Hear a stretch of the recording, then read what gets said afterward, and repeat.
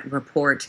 Ever since the DACA program was first announced by then President Barack Obama in 2012, it has come under attack. My colleague Ariel Wessler delved into this topic with Sonja Diaz. She's founding executive director of the UCLA Latino Policy and Politics Initiative.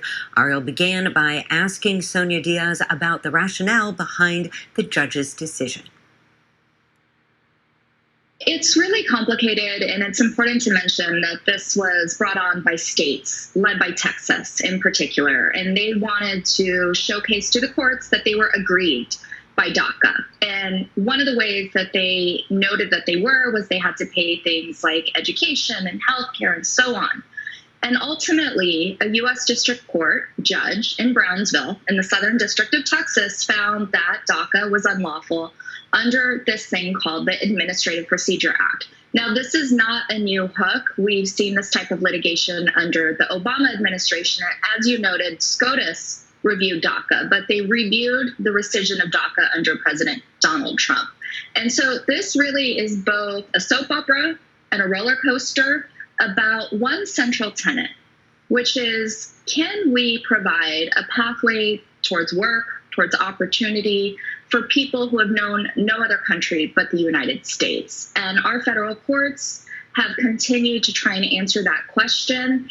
Unfortunately, the judge in the Southern District found that DACA was unlawful, but he is permitting all current DACA recipients to maintain their ability to work and to be free of deportation. This is really difficult because ultimately it's going to go back to other courts to decide the remainder of the program. So we know there are 800,000 DACA recipients currently in the U.S. We often refer to them as dreamers. And California is unique because about a quarter of them live here, which is the largest population of DACA recipients in the country. So, Sonja, what does this ruling mean for those folks, and should they be concerned? Absolutely. This ruling is disconcerting, both for those that were privileged enough to already receive DACA authorization and definitely for those that were applying for the first time and under the court are no longer able to receive this type of work authorization and this protection from deportation.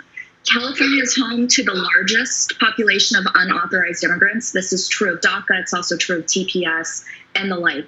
Ultimately, what we know is that we're at a very difficult point in recovery. We see employers across the country struggling to fill jobs. We also know that we need to ensure that people have access to things like medical care. They're safe, they're living in standardized housing conditions and able to move forward on a path towards shared prosperity. This decision really endangers all of that because we know that when immigrants don't trust the government, they're likely to stay in the shadows, not report crime that are committed against them, not deal with substandard working conditions and the like. And so the confluence of COVID-19 along with this decision is really difficult for our invisible residents who, unlike those that have the protections of U.S. citizenship or work authorization, are less able to really avail themselves to economic opportunity and to overcoming the COVID-19 pandemic together. And you mentioned trusting the government, and that's a big part of this. I want to switch to the political impact this could have. President Biden called the judge's decision on Friday deeply disappointing, but we know critics have said that, the Biden administration isn't doing enough at the border. Others have said this ruling highlights the need for fundamental immigration reform, because we should mention DACA, does allow children to live and work and go to college, but it does not provide a permanent path to citizenship. So what does a more permanent solution look like to you? And kind of twofold here, what can Latino voters expect from President Biden and the Democrats in wake of the ruling? Well, first, President Biden was clear that he's expected to appeal this decision. That is the baseline. In terms of those that are interested in immigrant integration, that's the least we can expect from this administration.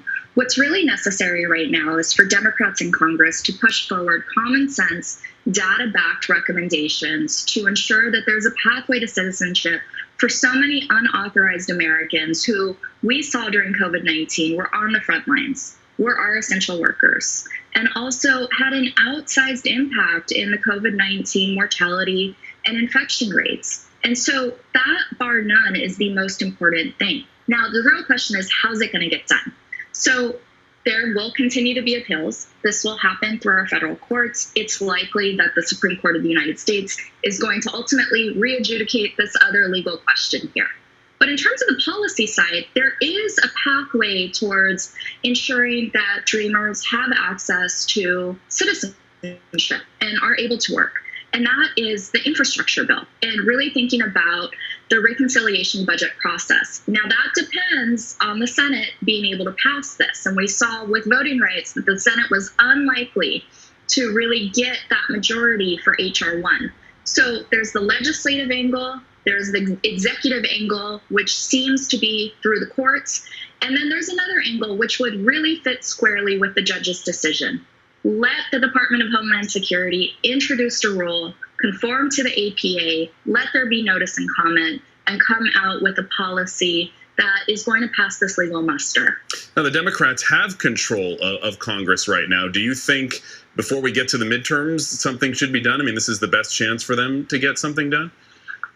This is absolutely the best chance, precisely because they have control. We know throughout history, particularly contemporary history, that when a president of one party is in power, midterms can shift. And that is true of something like COVID-19 and increasing polarization.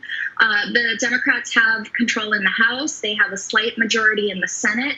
Now, who's to say that that is going to hold amidst all these voter suppression bills happening in 47 states across this country? So the time to act in terms of legislation is now. Any thoughts on how this judge's decision could influence Latino voters in those midterm elections, what they might be thinking about right now after hearing this? Yeah, it's certainly an issue that should drive Latino turnout in upcoming elections, if the stakes are made clear with active outreach and dedicated engagement. And so the story here is, are you going to mobilize a growing and diverse Latino electorate, including in the very place that this judge's order came from, which is the Rio Grande Valley?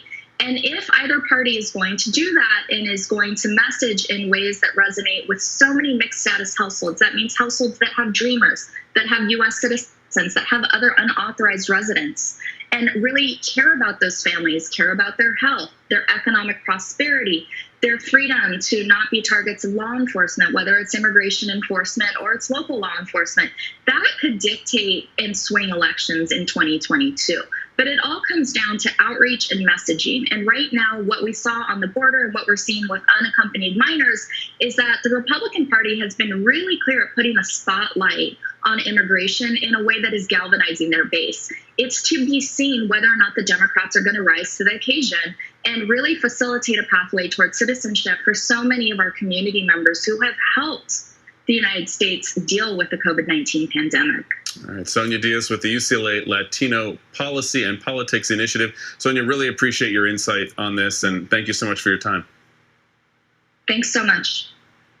And don't go away. Residents of South LA still reeling after the LAPD bomb squad